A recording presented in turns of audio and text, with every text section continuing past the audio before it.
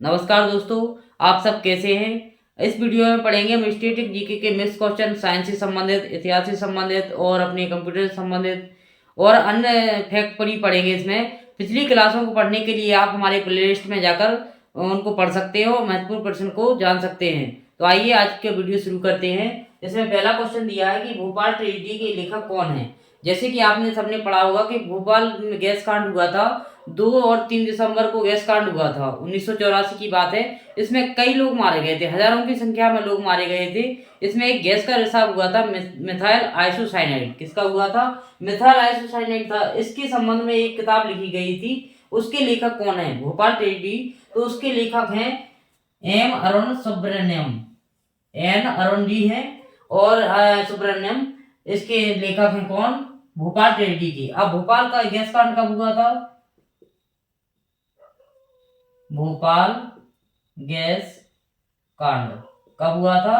ये हुआ था 2 और 3 दिसंबर के बीच। कब हुआ था? 2 और 3 दिसंबर के बीच हुआ था, 1984 में। इसमें एक गैस का रिसाव हुआ था, जिसके रिसाव के कारण कई लोगों की मृत्यु हो गई थी। तो इसका गैस का नाम था MIC, methyl ice methyl iso cyanide. Methyl isocyanide की गैस थी। इसी के रिसाव के कारण कई लोगों की मौत हो गई थी। 3 दिसंबर को इसकी रिसाव हुआ था, तो कई लोगों को उनकी जान चली गई थी। इसी के आधार पर एक किताब लिखी थी, भोपाल ट्रेजेडी। तो उसके लेखक कौन है? एम अरुण सुब्रमण्यम। अगला क्वेश्चन दिया है, चेचक के लिए पहला टीका किसने खोजा था? तो इसने एडवर्ड जेनर ने किसकी खोज की थी? चेचक के टीके की खोज की थी। अब इसमें अलेक्जेंडर फ्लेमिंग ने किसकी खोज की थी? पेनिसिलिन की। किसकी? पेनिसिलिन की खोज की थी। अब लुईस पास्चर ने किसकी खोज की थी? रेबीज विरोधी टीके की खोज की थी। अब इसमें बेटिंग ने किसकी खोज की थी? इंसुलिन की। किसकी? इंसुलिन की खोज की थी। इस प्रकार हमें याद रखना है कि जो चेचक के टीके की पहला खोजा था, वो किसने खोजा था? एडवर्ड जेनर ने। और फ्लेमिंग ने पेनिसिलिन की खोज की थी, और लुईस पास्चर ने रेबीज विरोधी टीके की, और बेटिंग ने इंसुलिन की खोज की थी। अगला क्वेश्चन दिया है, जूनियर नेमार किस खेल से जुड़े खिलाड़ी हैं? तो जूनियर नेमार फुटबॉल से जुड़े खिलाड़ी हैं, जो किस किस लिए खेलते हैं? ब्राजील के लिए। किसके लिए? ब्राजील के लिए खेलते हैं। अगला क्वेश्चन दिया है, ईवीएम क्या है? ईवीएम क्या है? Electronic voting machine. Electronic voting machine या इलेक्ट्रिक वोटिंग मशीन या इलेक्ट्रॉनिक बैल्डिंग मशीन, या इनमें से कोई नहीं। तो इसका नाम, पूरा नाम होता है इलेक्ट्रॉनिक वोटिंग मशीन। क्या होता है? Electronic voting machine. अब इसमें बात कर लें कि जो इलेक्ट्रॉनिक वोटिंग मशीन कहाँ पर तैयार होती है, निर्माण इसका कहाँ होता है, तो बेंगलुरु में भी होता है और हैदराबाद में होता है। पहली बार ईवीएम का प्रयोग कहाँ हुआ था? किसका कहाँ हुआ था? केरल में हुआ था।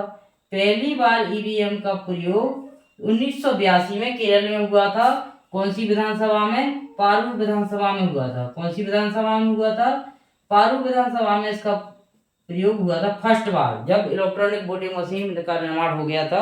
अब इन क्वेश्चनों को हम थोड़ा रिवीजन कर लेते हैं कि भोपाल ट्रेजेडी के लेखक कौन है। तो एम अरुण सुब्रमण्यम है। और भोपाल गैस कांड कब हुआ था? 3 दिसंबर को, 2 या 3 दिसंबर को 1984 में। कई लोग की मृत्यु हो गई थी। गैस का नाम क्या था? मिथाइल आइसोसाइनाइड था। इसी के रिसाव के कारण मृत्यु हो गई थी कई लोगों की। विस्फोट भी हुआ था। चेचक के लिए पहला टीका किसने खोजा था? तो वो एडवर्ड जेनर थे अपने। लुईस पास्चर ने रेबीज विरोधी टीके का आविष्कार किया या खोज की। बेटिंग ने इंसुलिन की खोज की, और पेनिसिलिन की खोज अलेक्जेंडर फ्लेमिंग ने की। जूनियर नेमार किस खेल से जुड़े खिलाड़ी हैं? तो वो हैं अपने फुटबॉल से, और ब्राजील के लिए खेलते हैं। ईवीएम क्या होता है? तो ईवीएम का पूरा नाम होता है इलेक्ट्रॉनिक वोटिंग मशीन। अब इलेक्ट्रॉनिक वोटिंग मशीन कहाँ बनती है? तो एक तो बेंगलुरु में बनती है, दूसरी हैदराबाद में ही बनती है। पहला ईवीएम का यूज कहाँ किया गया था? केरल में। केरल की कौन सी विधानसभा में हुआ था? पारूल विधानसभा में। कब हुआ था? 1982 में। इस प्रकार से क्वेश्चन पूछा जा सकता है। एक क्वेश्चन के साथ साथ हमें कई क्वेश्चन कवर करके चलना है। अगला क्वेश्चन दिया अपना 5वां कि राजीव गांधी को भारत रत्न कब मिला? तो ये इनको मिला, भारत रत्न कब मिला? 1991 में मिला, यानी कि मरने के बाद इनको भारत रत्न की उपाधि मिली। तो 1991 में किसको मिला? राजीव गांधी को मिला। आप कहें 1971 में किसको मिला, तो 1971 में मिला इंदिरा गांधी जी को। किसको मिला, इंदिरा गांधी जी को भारत रत्न मिला। 1987 में किसको मिला, अब्दुल गफ्फार खान को 1987 में भारत रत्न मिला। 1955 में किसको मिला, जवाहरलाल नेहरू जी को मिला। इस प्रकार से हमें याद रखना है। लेकिन राजीव गांधी को भारत रत्न मरने के बाद मिला, वो भी कब मिला, 1991 में। अभी तक की डेट में मरने के उपरांत 15 लोगों को भारत रत्न मिल चुका है। अगला दिया है, कौन सा पुरस्कार या सम्मान रक्षा कर्मी को दिया जाता है, तो अशोक चक्र है जो दिया जाता है, अशोक चक्र रक्षा कर्मियों को दिया जाता है। द्रोणाचार्य किसको दिया जाता है, जो कोच होते हैं या तैयारी कराते हैं तो उनके लिए दिया जाता है। किसको लिए दिया जाता है, कोच को दिया जाता है। कलिंग पुरस्कार किसके लिए दिया जाता है, साइंस के क्षेत्र में। किसके क्षेत्र में, साइंस के यानी विज्ञान के क्षेत्र में दिया जाता है। और भारत रत्न कब दिया जाता है, कला के क्षेत्र में, शास्त्रीय संगीत, रंगमंच, इनके क्षेत्र में भारत रत्न दिया जाता है। अगला और क्वेश्चन है, ओपेरा हाउस कौन से देश का राष्ट्रीय स्मारक है, तो ओपेरा हाउस किस देश का राष्ट्रीय स्मारक है, ऑस्ट्रेलिया का। किसका, ऑस्ट्रेलिया का है। ओपेरा हाउस ऑस्ट्रेलिया देश का राष्ट्रीय स्मारक है। अगला है, कंप्यूटर का इनपुट डिवाइस कौन है इनमें से, तो माउस, स्पीकर, प्रिंटर या डिस्प्ले। तो स्पीकर भी आउटपुट है अपना, प्रिंटर भी आउटपुट है, और डिस्प्ले या मॉनिटर कह सकते हैं, वो भी हमें शो करता है यानी आउटपुट दिखाता है। लेकिन यहाँ पर माउस क्या है, इनपुट है।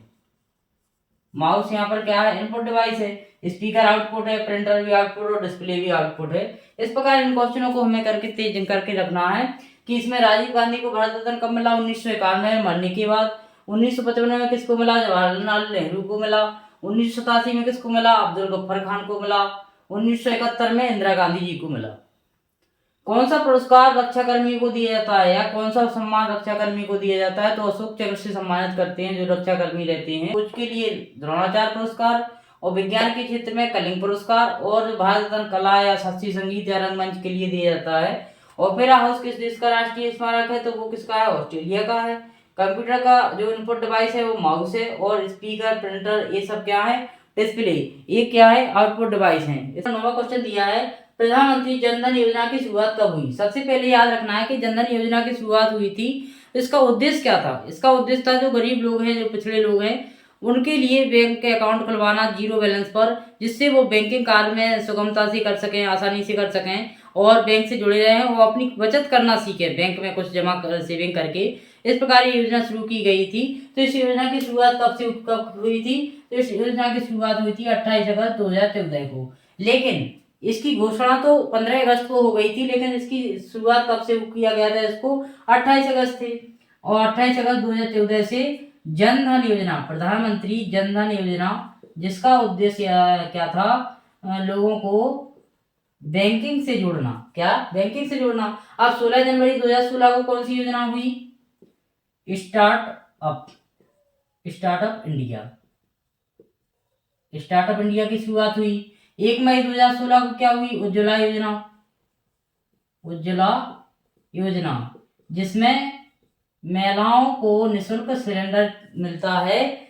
और अगला है 12 नवंबर को क्या हुआ, आत्मनिर्भर भारत।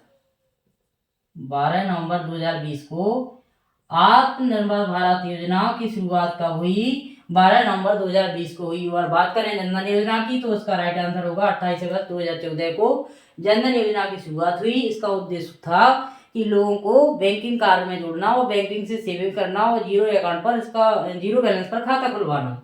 द्रोणाचार्य पुरस्कार किस क्षेत्र में दिया जाता है, तो जो द्रोणाचार्य पुरस्कार दिया जाता है क्रीड़ा प्रशिक्षण। द्रोणाचार्य पुरस्कार किस क्षेत्र में दिया जाता है, तो क्रीड़ा प्रशिक्षण में दिया जाता है। अब इसमें राशि कितनी है, 15 लाख। इसकी राशि कितनी है, 15 लाख है। इस प्रकार हमें क्वेश्चन करते जाना है। अगला क्वेश्चन दिया है, कंप्यूटर में प्रयोग होने वाला शब्द जीबी का पूरा नाम क्या है, तो आप सभी कमेंट करके बताएंगे, इसमें कमेंट करके बताएंगे कि जीबी का पूरा नाम क्या है। इस प्रकार यदि आपको हमारा वीडियो अच्छा लगे तो कमेंट करें, शेयर करें, और अपने सुझाव कमेंट में अवश्य बताएं। धन्यवाद। Thank you for watching.